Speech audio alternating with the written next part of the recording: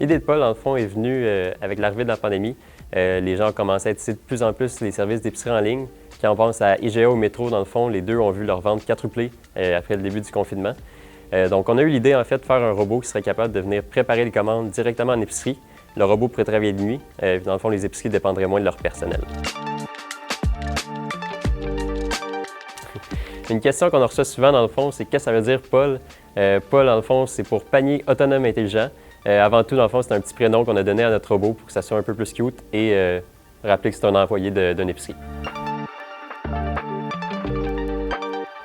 La conception du panier a été divisée en 3 modules. Tout d'abord, on a le panier. Donc, comme vous pouvez voir, le panier d'épicerie, on est parti d'un panier traditionnel auquel on a rajouté quelques modifications.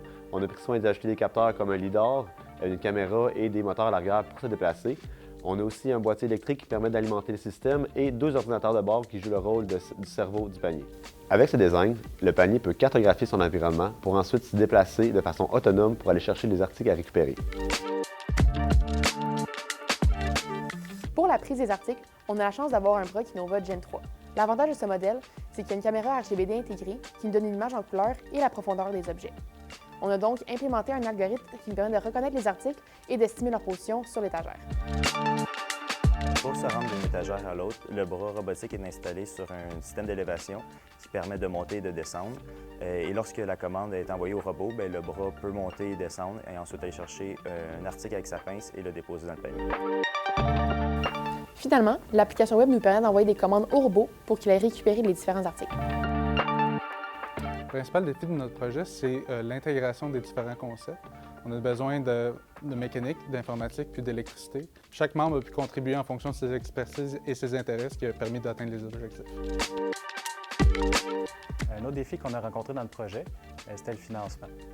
Grâce à nos partenaires, on a pu obtenir un bras robotique, on a pu faire l'achat des composantes nécessaires, puis également on a pu faire les tests en épicerie. C'est vraiment grâce à eux que le projet était possible.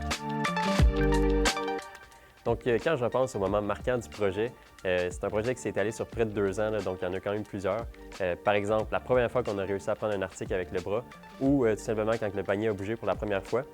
Donc, de voir un projet se concrétiser, c'est un des meilleurs feelings. C'est quelque chose de faire sur papier, mais de le voir en vrai, il n'y a rien de comparable. C'est ce qui conclut le projet Paul. On est très content de vous présenter notre projet et on espère que vous serez de la partie à méga génial.